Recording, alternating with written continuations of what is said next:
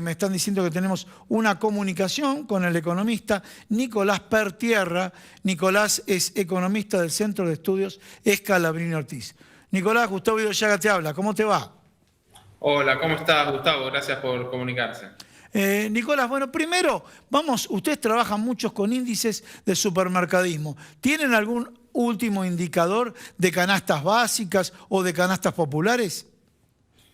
Sí, justo hoy hicimos un relevamiento que nos da una variación cerrando el mes de enero de 3,6% en supermercados y con una variación fuerte de lo que son los rubros más sensibles, ¿no? Bebidas, alimentos secos y alimentos frescos. Me parece que ahí, de alguna manera, también queda un piso para la inflación de enero, que fue desde las primeras semanas bastante importante. ¿Cuál es el monto?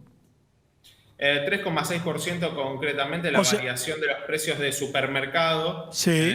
Como una referencia, el índice de inflación de INDEC mide varios rubros más que los que... Discúlpame, no, te entendí, pero vos dijiste que a su vez hubo un subsegmento que traccionó los precios hacia arriba.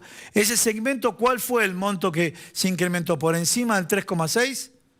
Claro, sí, en el caso de bebidas estamos hablando del 4%. Bien. Y también en el caso de alimentos frescos del 4,3%. Bien.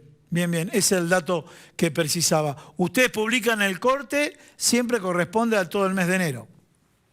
Sí, lo hacemos semanal. En este caso lo que hacemos es analizar ya una vez cerrado el mes cómo evolucionó durante todo el mes estos rubros principales. Bien, bueno, y cerramos con este tema, si te parece, el acuerdo con el Fondo Monetario Internacional y obviamente a partir del acuerdo, el principio de acuerdo, porque todavía no se conocen todos los detalles. Yo sé que dentro de lo que es el oficialismo hay distintas posiciones, distintas versiones. Desconozco cuál es el abordaje que hacen ustedes desde el Centro de Estudios Scalabrini Ortiz.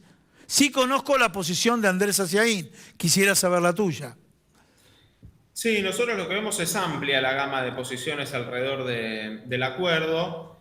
Nosotros descartamos de plano las visiones más optimistas que plantean que este acuerdo permite despejar la incertidumbre, despejar el horizonte o ser una base para el crecimiento. Me parece que si eso es una posibilidad, si mantener la recuperación y continuar creciendo por segundo año consecutivo, que sería una novedad importante después de tantos años que no crecemos ni siquiera 2 años consecutivos. Bueno, eso va a depender de las estrategias que tenga el gobierno en la política doméstica, en la política económica local y no por un acuerdo con el fondo. Discúlpame, pero a ver, es como que nos dejaron encerrado ahí y ahí quedaba, bueno, nos dejaron encerrado. El gobierno asumió con esa deuda.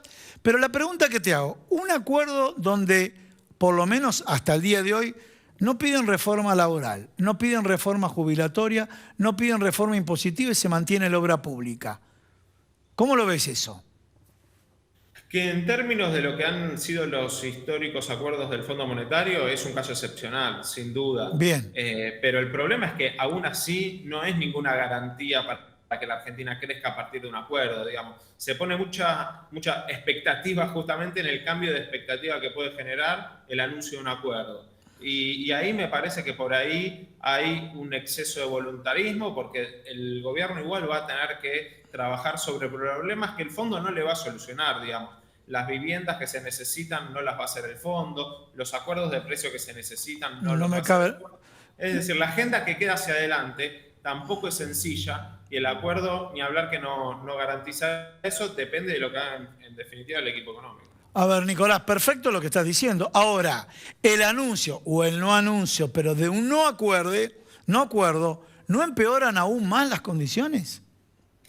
Bueno, puede ser una cuestión a discutir. Lo cierto es que la Argentina, desde nuestra visión, va a seguir en una situación muy similar a la que viene en los últimos 4 años. ¿Cómo es esa situación? Sacando obviamente la pandemia de por medio, una volatilidad y una vulnerabilidad a la vuelta de la esquina, digamos. ¿Por qué? Porque la montaña de vencimientos que tiene la Argentina y que acordó Macri en 2018 no desaparece en los próximos 2 años y medio. No, seguro, sí. Entonces, la amenaza del default sigue cerca, porque Argentina, aún acordando, ante algún desvío o incumplimiento de las metas, no va a poder hacer frente a un pago con sus propios recursos. Entonces, esa inestabilidad macroeconómica, que está muy ligada, pareciera que no, pero está muy ligada a la vida cotidiana de los hogares, veamos lo que pasó sino en 2018 y 2019, un descalabro financiero macroeconómico con un fuerte impacto en la vida cotidiana,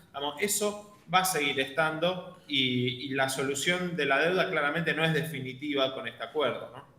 Clarísimo, clarísimo. Bueno, y para cerrar, proyección de inflación para este año. ¿Qué datos vienen trabajando ustedes? Bueno, nosotros vemos, sobre todo por lo que se ve de estas primeras semanas, que se va a mantener en un mismo nivel como una velocidad crucero en torno a ese 50% que venimos teniendo en 2019 y 2021.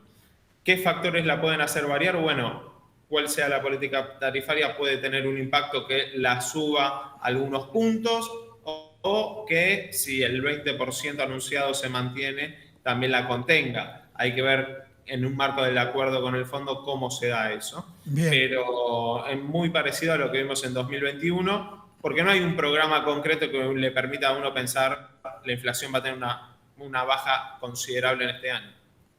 Bueno, Nicolás, muchísimas gracias por comunicarte con nosotros. A ustedes, muy buenas tardes y gracias por el tiempo.